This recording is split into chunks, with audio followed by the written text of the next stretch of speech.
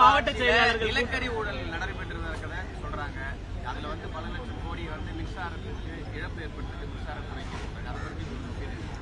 இந்த ஆட்சியில தானே அதிமுக ஆட்சி அதெல்லாம் என்ன இல்ல அதெல்லாம் சொன்ன நிலக்கரி வாங்கியிருக்காங்க. பல லட்சம் கோடி சரி சார் ஊழல் நடைபெற்றிருக்கு.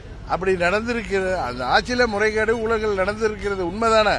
பழனிசாமி ஆட்சியில அப்படி இருந்திருந்தா இவங்க வழக்கு தொடக்க வேண்டியதானே. சும்மா மிரட்டிக்கிட்டு அவங்கள கையில வச்சுக்கிட்டு இந்த ஆட்சி நடக்குது.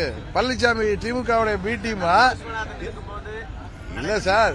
அதை இவங்க ஆட்சியில் இருக்கிறது திமுக தானே. இவங்க அது மேல நடவடிக்கை எடுக்க வேண்டியது தானே. என்ன நடவடிக்கை எடுத்தாது? அதாங்க நான் என்ன சொல்றேன். 91 96 நடந்ததுன்னு சொல்றீங்க. உங்க 96 2001 ரொம்ப சுத்தமான ஆட்சி. மின் தட்டுப்பாடே இல்லாம இருந்துச்சு. அது மாதிரி 2006 பதினொன்னுல நீங்க தமிழ்நாட்டில் தடையில்லா மின்சாரம் வழங்கிய ஆட்சி, பொற்கால ஆட்சி நடத்துனீங்களா. நீங்க தான் ஆட்சிக்கு வந்த உடனே முறைகேடுகள் இதுக்கெல்லாம் ஊழல்கள் எல்லாம் எடுத்து கேஸ் போடுவீங்களே. என்ன நடவடிக்கை எடுத்திருக்கீங்க? நீங்க அதை வச்சு மிரட்டி பழனிசாமியை இந்த தேர்தலில் தனியா நிக்க வச்சிருக்கீங்க. அதானே செய்றீங்க. எதிர்கட்சிகள்லாம் ஒன்றிணையாம செய்யறதே திமுக தானே. மின்சாரத்துறை சார்பாக நம்ம குற்றம் சாட்டி ஆர்ப்பாட்டம் நடத்துறோம். ஏற்கனவே ஜெயலலிதா இருக்கும்போது இந்த மாதிரி நடந்துட்டு இருக்கு. அதை பத்தி தான் கேள்வி கேட்கிறாங்க. அதுதான் சார். அப்படின்னா இப்ப நீங்க என்ன சொல்ல வர்றீங்கன்னா, முன்ன ஆட்சியில தவறு நடந்தா இப்பயும் நடந்தா கண்டுக்காம போங்கிறீங்க. அதானே நீங்க சொல்றீங்க. அப்படிதானே கேக்குறீங்க. முன்னாடி நடந்திருந்தா இப்ப நீங்க தானே ஆட்சி பொறுப்புல இருக்கீங்க. அது மேல நீங்க வழக்கு தொடருங்க. அந்த முறைகேடுகள் ஊழலுக்கு காரணமானவங்களை கைது பண்ணுங்க. அவர்களை வெளியில உண்மையை கொண்டு வாங்க வெளியில.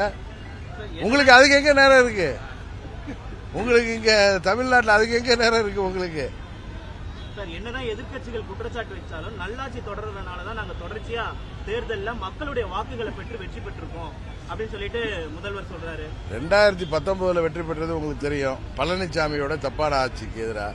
2021 அதான், 21 அதான். இப்பொழுது அவர்கள் வெற்றி பெற்றது அந்த கூட்டணி பலத்தையும் தாண்டி ஜனநாயகத்தை பணநாயகத்தால ஜெயிச்சிருக்காங்க. அதான் உண்மை. இல்ல இப்ப போன ஆண்டு நான் திருச்சியில் நடத்தினேன். இந்த முறை மதுரையில் வைக்கணும்னாங்க, தேனியில் வைக்கணும்னு கேட்டாங்க நிர்வாகிகள். அதனால தெரியல. வேற ஒன்றும் தனிப்பட்ட காரணங்கள் எதுவும் கிடையாது.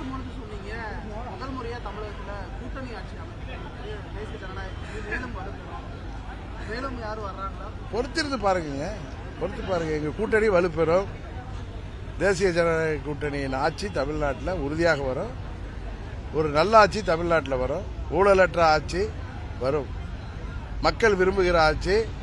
படிப்படியாக மதுவிலக்கு வருகின்ற ஆட்சியாக ஒரு சிறந்த ஆட்சி தமிழ்நாட்டில் கொடுப்பதற்கு நாங்கள் உறுதியாக அதுக்கு சபதமேற்றிருக்கிறோம். அதை செய்து காட்டுவோம். அதிமுக வருவதற்கான வாய்ப்பு இருக்கு. அம்மாவின் தொண்டர்கள் நிறைய பேர் இந்த கூட்டணியில் வருவாங்க.